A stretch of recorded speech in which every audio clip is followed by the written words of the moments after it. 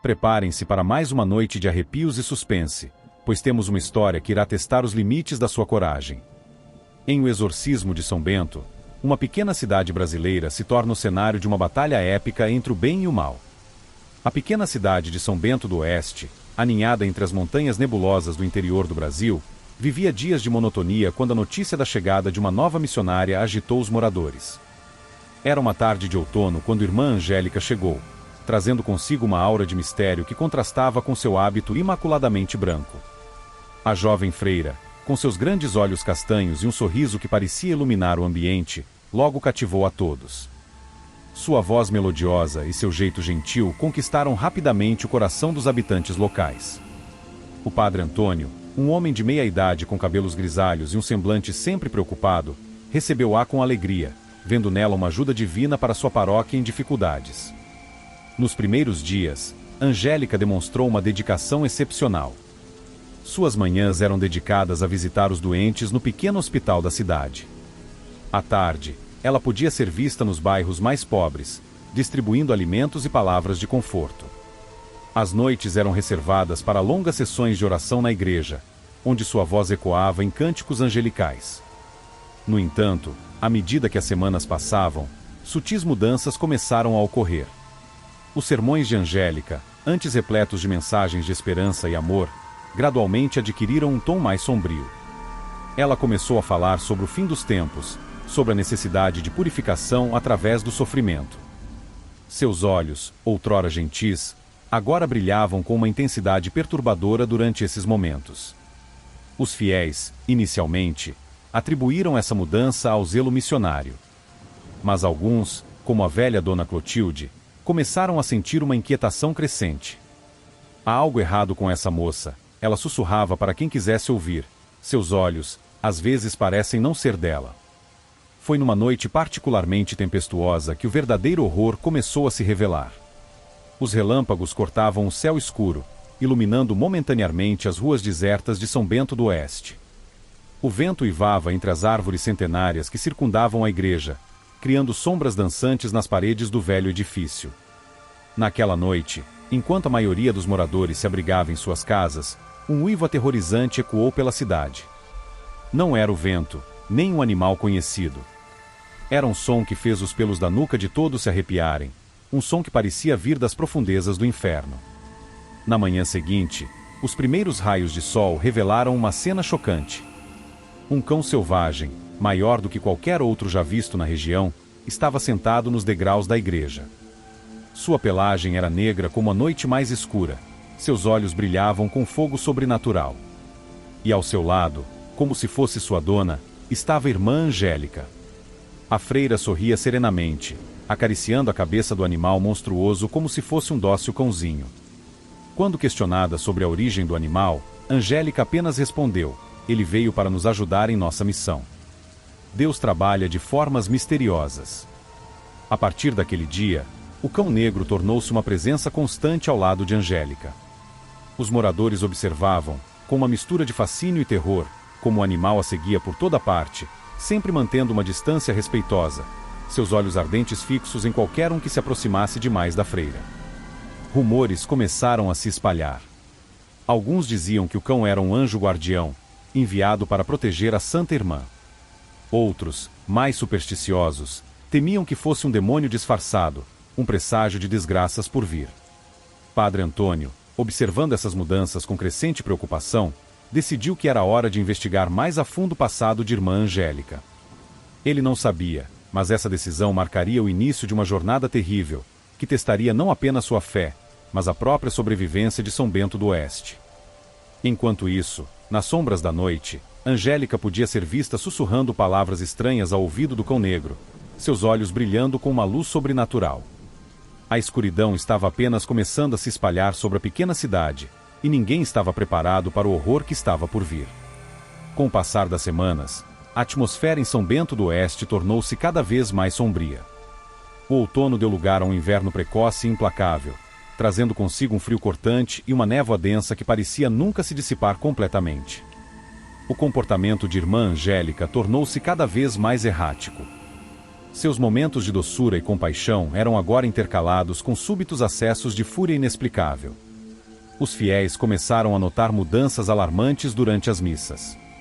Às vezes, no meio de um sermão, a voz de Angélica mudava, tornando-se mais grave e gutural.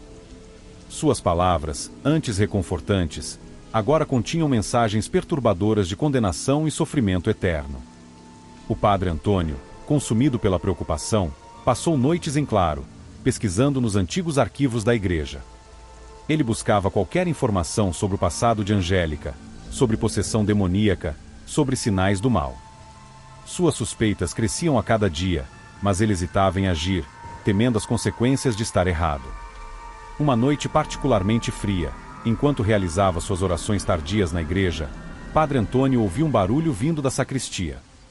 O som era estranho, uma mistura de sussurros e rangidos.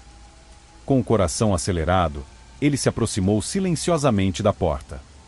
O que viu através da fresta o deixou paralisado de horror. Angélica estava ajoelhada no chão, cercada por velas negras. Seu corpo contorcia-se de forma antinatural, e ela murmurava em uma língua que ele nunca ouvirá antes. O som era gutural, quase inumano. O cão negro estava ao seu lado, seus olhos brilhando com uma luz vermelha sobrenatural. Subitamente, Angélica virou a cabeça em um ângulo impossível, olhando diretamente para o padre Antônio. Seus olhos estavam completamente negros, sem íris ou pupila. Um sorriso demoníaco se espalhou por seu rosto, e ela soltou um grito que fez as janelas da igreja tremerem. Aterrorizado, Padre Antônio fugiu para a segurança de seus aposentos, trancando-se e passando a noite em oração frenética. Na manhã seguinte, a cidade acordou com uma notícia chocante. O corpo de João, um jovem coroinha, foi encontrado nos fundos da igreja. O cadáver estava horrivelmente mutilado, com marcas que pareciam ter sido feitas por um animal grande. A polícia local, despreparada para lidar com um crime tão brutal, iniciou uma investigação desajeitada. Rumores começaram a se espalhar rapidamente. Alguns moradores lembraram ter visto João discutindo com a irmã Angélica dias antes, questionando algumas de suas práticas não ortodoxas. Outros relataram ter ouvido uivos estranhos na noite do assassinato. A cidade, antes tão pacata, mergulhou em um estado de choque e medo. As ruas, normalmente movimentadas, ficaram desertas após o anoitecer. Pais começaram a manter seus filhos dentro de casa, e as missas noturnas foram canceladas. Enquanto isso, irmã Angélica parecia florescer em meio ao caos. Ela continuava a realizar suas funções na igreja, seu rosto uma máscara de inocência e preocupação. No entanto, aqueles que olhavam mais de perto podiam ver um brilho de satisfação em seus olhos quando ela falava sobre a tragédia. O cão negro tornou-se uma presença ainda mais ameaçadora, frequentemente visto rondando as ruas à noite, seus olhos brilhando na escuridão. Alguns juravam tê-lo visto crescer em tamanho, tornando-se uma besta monstruosa sob o luar. Padre Antônio, atormentado pelo que havia testemunhado e pela morte do jovem coroinha, intensificou suas pesquisas sobre possessão demoníaca e exorcismo. Ele sabia que estava lidando com algo muito além de sua compreensão, mas estava determinado a salvar Angélica e proteger sua comunidade. Em seu desespero, ele começou a escrever cartas ao Vaticano, implorando por ajuda. No entanto, suas correspondências pareciam nunca chegar ao destino. Cada vez que enviava uma carta, ela misteriosamente retornava dias depois, um envelope manchado com o que parecia ser sangue seco. À medida que o inverno se aprofundava e as sombras se alongavam sobre São Bento do Oeste, ficava claro que a pequena cidade estava à beira de um abismo de terror. O mal havia chegado, disfarçado de santidade, e ninguém estava preparado para enfrentar o que viria a seguir. O inverno em São Bento do Oeste tornou-se mais sombrio a cada dia que passava. A neve, antes um espetáculo raro celebrado, agora caía incessantemente, cobrindo a cidade com um manto branco que parecia absorver todos os sons, criando um silêncio sepulcral. Nos dias que se seguiram à morte do jovem coroinha, uma onda de violência sem precedentes varreu a pequena cidade. Corpos eram encontrados quase diariamente, todos apresentando as mesmas marcas horríveis de ataque animal. As vítimas variavam em idade e posição social, mas todas tinham uma coisa em comum: de alguma forma, haviam se oposto ou questionado as ações de irmã Angélica. O prefeito da cidade, que havia expressado preocupação com o comportamento da freira em uma reunião do Conselho Municipal, foi encontrado morto em seu escritório. Seu corpo estava dilacerado de tal forma que até mesmo os policiais mais experientes ficaram horrorizados. A secretária municipal, que testemunhou o ataque, enlouqueceu de terror, sendo internada no pequeno hospital psiquiátrico nos arredores da cidade. Os habitantes de São Bento do Oeste, aterrorizados, começaram a se trancar em suas casas ao anoitecer. As ruas, antes animadas mesmo nas noites mais frias, agora estavam desertas assim que o sol se punha. O medo era palpável, quase uma entidade viva que sufocava a cidade. Irmã Angélica, por sua vez, parecia florescer em meio ao caos. Ela vagava pelas ruas à noite, seguida de perto pelo cão negro que agora parecia ter crescido até atingir o tamanho de um pequeno cavalo. Aqueles que a viam relatavam que ela parecia conversar com o animal, dando-lhe ordens em uma língua desconhecida e gutural. Durante o dia, Angélica continuava a pregar, mas seus sermões haviam se transformado em algo terrível. Suas palavras, antes de conforto e esperança, agora estavam carregadas de blasfêmias sutis que poucos percebiam conscientemente, mas que afetavam profundamente todos os que as ouviam. Ela falava de um novo Deus, um ser de escuridão e caos que viria para purificar o mundo através do sofrimento e da dor. A cada sermão, mais pessoas caíam sob seu feitiço diabólico. Os olhos dos fiéis tornavam-se vazios, suas mentes envenenadas pelas palavras profanas de Angélica. Famílias inteiras começaram a se voltar umas contra as outras, vizinhos atacavam vizinhos, e um clima de paranoia e violência tomou conta da cidade. Padre Antônio, desesperado e se sentindo cada vez mais isolado, continuava suas tentativas de contatar o Vaticano. Ele passava noites em claro, estudando antigos tomos sobre demonologia e exorcismo, buscando desesperadamente uma forma de combater o mal que havia se instalado em sua paróquia. Uma noite, enquanto vasculhava os arquivos mais antigos da igreja, Padre Antônio fez uma descoberta chocante. Em um volume empoeirado de registros eclesiásticos do século XVII, ele encontrou menção a um caso similar de possessão demoníaca em um convento português. A entidade descrita era conhecida como Belial, o cão do inferno, um demônio antigo que se manifestava através de uma freira possuída e um cão monstruoso. Com as mãos trêmulas, Padre Antônio leu sobre os horrores que se seguiram à manifestação de Belial, sobre como vilas inteiras foram destruídas e almas foram condenadas à danação eterna. O relato terminava abruptamente, com uma advertência desesperada escrita com que parecia ser sangue, que Deus tenha misericórdia de nossas almas. Naquele momento, Padre Antônio compreendeu a verdadeira extensão do perigo que enfrentavam. Não era apenas Angélica ou a cidade que estavam em risco, mas potencialmente o mundo inteiro. Com uma determinação renovada, ele decidiu que era hora de agir. Usando seus últimos recursos e contatos, ele enviou uma mensagem urgente ao Vaticano, implorando pelo envio imediato de um exorcista experiente. Enquanto isso, nas ruas de São Bento do Oeste, o terror continuava a se espalhar. O uivo do cão monstruoso ecoava pela noite, um som que fazia até mesmo os mais corajosos tremerem de medo.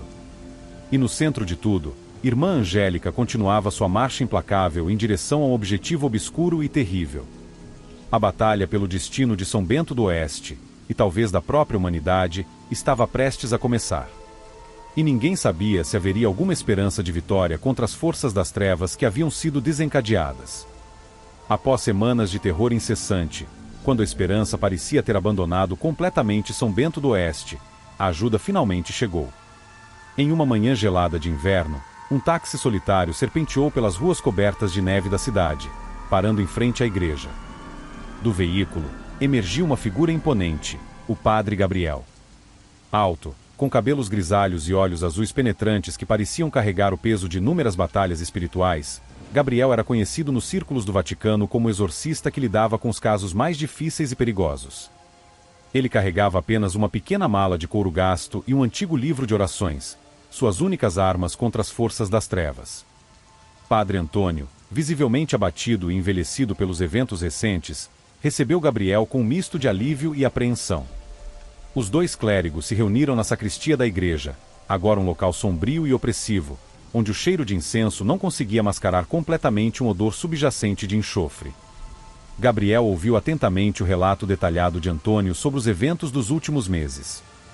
Seu semblante permaneceu impassível, mas seus olhos traíam uma profunda preocupação. Quando Antônio terminou, Gabriel falou com uma voz grave e ressonante. O que vocês enfrentam aqui não é um demônio comum. Belial, o cão do inferno, é uma entidade antiga e poderosa. Sua manifestação através de uma serva de Deus e de uma besta infernal é um sinal de que estamos diante de algo muito mais sinistro do que uma simples possessão. Gabriel explicou que Belial era um dos príncipes do inferno, um ser que se alimentava do caos e da corrupção das almas. Sua presença em São Bento do Oeste não era acidental.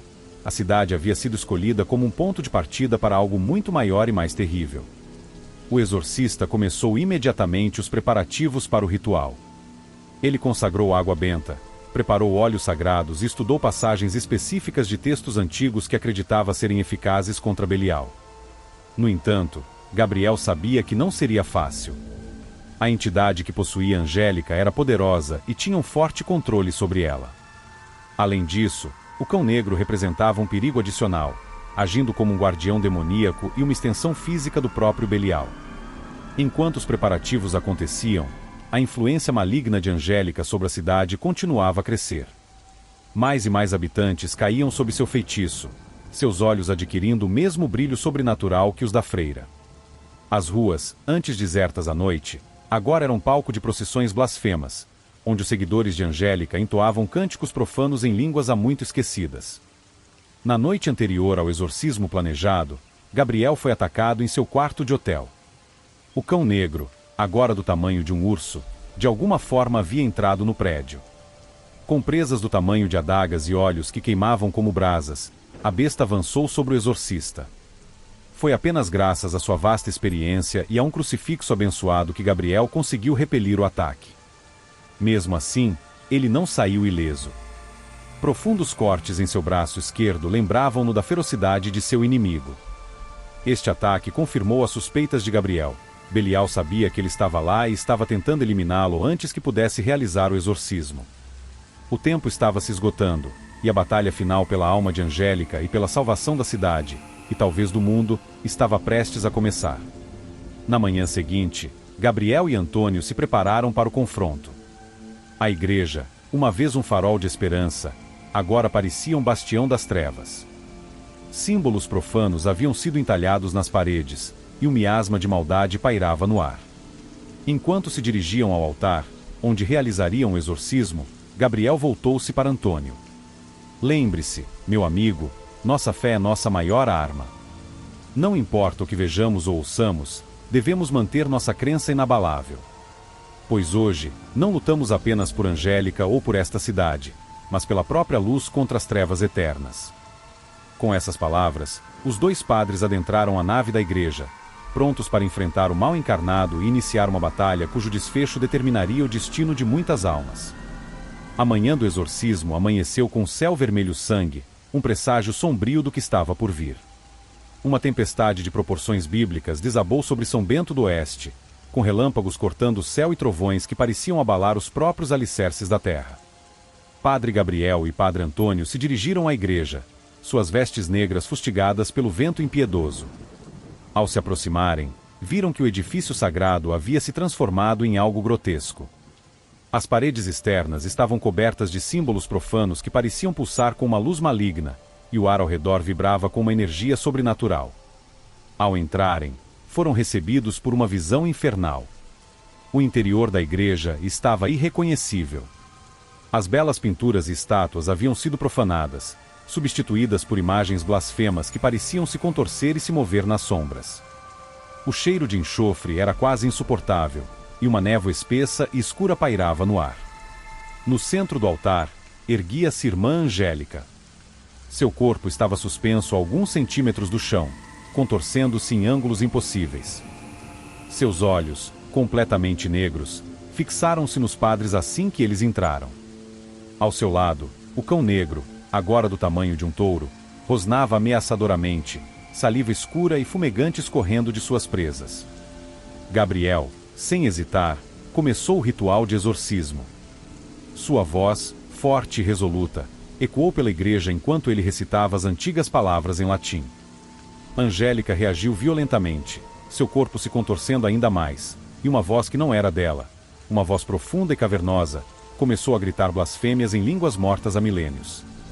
O ar na igreja ficou ainda mais denso, e objetos começaram a voar pelo espaço, lançados por uma força invisível. Padre Antônio, determinado a ajudar, tentava manter os objetos afastados de Gabriel, que continuava o exorcismo inabalável. De repente, o cão negro atacou. Com uma velocidade sobrenatural, a besta avançou em direção à garganta de Gabriel. Num ato de bravura e sacrifício, Padre Antônio se jogou na frente do animal. As presas da criatura se cravaram profundamente no ombro do padre, que gritou de dor, mas não recuou. Gabriel, sangrando de cortes causados pelos objetos voadores e exausto pelo esforço do ritual, continuou o exorcismo. Ele podia sentir que estava chegando ao núcleo da entidade. As palavras sagradas pareciam queimar o ar ao seu redor, e Angélica gritava em agonia. Em um momento crucial, os olhos de Angélica clarearam por um instante. "Me ajude", ela sussurrou com sua própria voz, antes que a escuridão tomasse conta novamente. Este breve momento de lucidez foi tudo o que Gabriel precisava. Com um esforço final, ele completou o ritual, gritando as últimas palavras com toda a força de sua fé. Um grito ensurdecedor ecoou pela igreja, tão alto e terrível que as janelas se estilharam. Uma escuridão densa, quase tangível, pareceu sair do corpo de Angélica, formando uma nuvem monstruosa no ar. O cão negro uivou uma última vez, um som cheio de fúria e derrota, antes de desaparecer em uma explosão de fumaça sulfúrica. A nuvem escura se contorceu no ar por alguns momentos, como se procurasse uma nova vítima. Mas as palavras de Gabriel, ainda ecoando no espaço sagrado, a mantinham contida. Com um último rugido de fúria, a entidade foi sugada para um vórtice que se abriu no chão da igreja, desaparecendo nas profundezas do inferno. Angélica caiu no chão, inconsciente mas livre. A tempestade lá fora cessou abruptamente, e um raio de sol penetrou pelas janelas quebradas, iluminando o interior devastado da igreja. Gabriel, exausto e ferido, cambaleou até Padre Antônio, que jazia no chão, gravemente ferido pelo ataque do cão infernal. Com as últimas forças que lhe restavam, Gabriel realizou os últimos ritos, temendo que seu colega não sobrevivesse. Nos dias que se seguiram, São Bento do Oeste lentamente começou a despertar de seu pesadelo. Os habitantes, confusos e traumatizados, aos poucos retornavam às suas vidas normais. Angélica, embora fisicamente recuperada, permanecia em estado catatônico, seus olhos vazios fitando nada. Milagrosamente, Padre Antônio sobreviveu aos seus ferimentos, embora tenha ficado com cicatrizes que o lembrariam para sempre daquela noite terrível. Ele foi aclamado como um herói pela comunidade, sua bravura tendo salvado não apenas Gabriel, mas possivelmente toda a cidade. Antes de partir, Gabriel advertiu Antônio e os líderes da cidade que, embora Belial tivesse sido expulso, a batalha contra as forças das trevas nunca terminava verdadeiramente. "Ele vai procurar outro hospedeiro, outro lugar para espalhar seu mal", disse Gabriel com voz grave. "Estejam sempre vigilantes, pois o mal nunca dorme." E assim, enquanto São Bento do Oeste começava a curar suas feridas, uma sombra de apreensão permanecia. Pois todos sabiam que nas sombras, nas fronteiras entre este mundo e o próximo, o mal ainda espreitava, esperando pacientemente sua próxima oportunidade para mergulhar o mundo em trevas. E assim termina nossa jornada pelo terror em São Bento do Oeste. Esperamos que o exorcismo de São Bento tenha gelado seu sangue e alimentado seus pesadelos. Se você gostou, não esqueça de deixar seu like, compartilhar e se inscrever no canal Terror e Medo para mais histórias que desafiarão sua coragem. Ative o sininho para não perder nenhum pesadelo futuro. Lembre-se, o mal pode estar mais perto do que você imagina. Aqui é o Terror e Medo, trazendo seus medos à vida. Até a próxima, se você sobreviver.